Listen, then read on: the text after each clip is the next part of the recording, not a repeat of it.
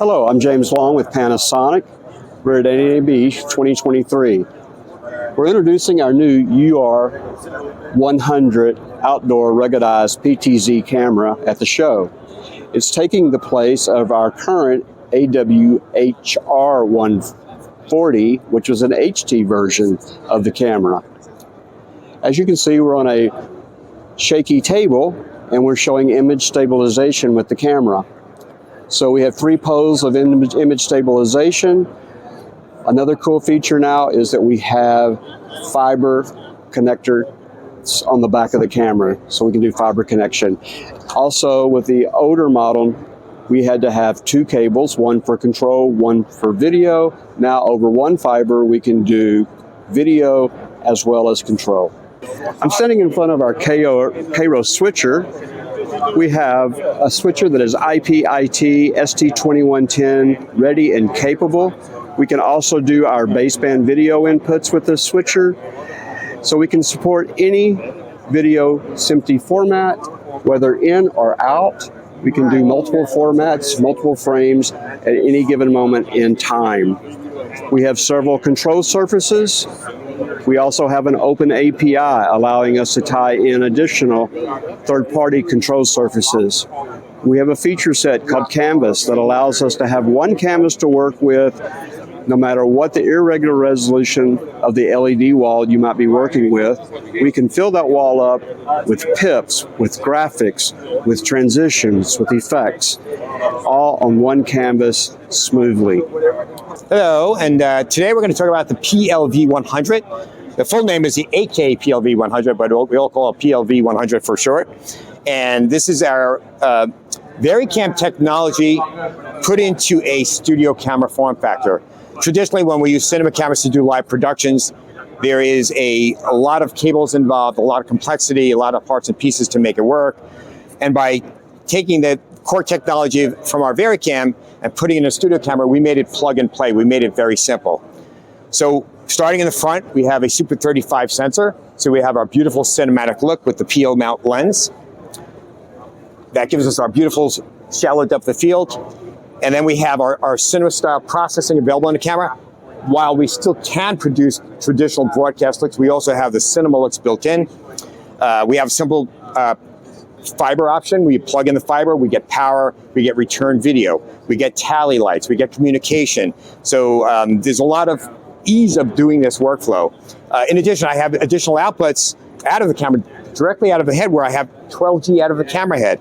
I have 3G out of the camera head at the same time, so I have a lot of flexibility. This is just a little battery mount I make because we don't have external power on the camera. Well, what if I want to run external accessories, such as a small prompter? So I have a battery mount that snaps on and very low cost, and we can power accessories with this easily. It's also great for hand holding. So if you want to put this camera on your shoulder, these lenses are heavy. I get a nice heavy battery on the back, and I get a nice counterweight, so that works really well. This is our color viewfinder 100, the AK HVF 100. It's a 9-inch, very nice screen. It's got a hood on it, it comes off. It also comes very low. I can lower this, so for short people like me, I can actually not keep my head tipped up, and I can actually have the monitor at the back of the camera. In addition, if I'm handhelding, I can take this off by a push of a button. I can snap on a beautiful 1080p OLED viewfinder, and now I have this gorgeous viewfinder that has no lag, no motion blur, accurate colors. I can even judge exposures from it. It's actually an awesome display. Another really important feature about this camera, it has variable frame rates. On the fly, we can change from 24 frames to 30 frames to 60p. So in other words, I can do system format is 60p, or 59 if you want to be exact. But then I can do 24/60. It adds a pull down on the fly. That will be by a user assignable switch. When we develop that's not implemented yet, but we'll actually be able to do a user assignable switch. While we're looking here, I want to show you something. I have this user button assigned to digital extender. I can double my focal length instantly for simply pressing that button. Let me just iris down a little bit, visible exposure. Yeah, there you go. I have different film gammas I can easily call up, but here's ×2, and that's normal. and it holds up really well. We have a 5.7K oversample sensor, so when I hit that expand button, I punch in digitally. It's really clean. So it's you can actually, I need a little more focal length. Well, I'm out at the end of my lens, boss. Go to digital extend, and now we just doubled our focal length. So that's very, very useful, very handy. And I did something here where I have 8 different scene file buttons. So I actually assigned them. I have one for HD gamma. It looks contrasty, right? Well, you know, it's too contrasty. I have film mic 1, film mic 2, film mic 3, and I also have film mic. So you actually see that, I'll just jump between them. Look at the gamma change. Maybe somebody stepping out with a very white shirt, and it's like, oh my goodness, didn't anyone talk about that white shirt? It's too shiny. So I need help to bring that in. I can change my gamma, or just use the gamma for a different look, right? For a cinematic look. We will have dual native ISO coming.